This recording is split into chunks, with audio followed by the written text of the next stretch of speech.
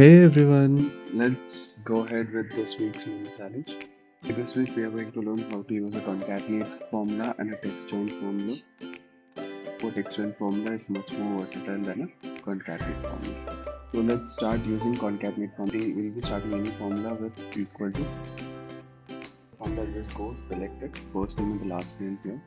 Put a space here in the double quotes because first name and the last name should be separated with a space.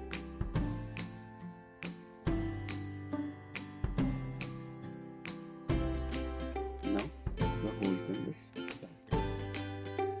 TextJoin as compared to concatenate is a much more versatile function. I'll start typing the TextJoin function. My delimiter will be comma.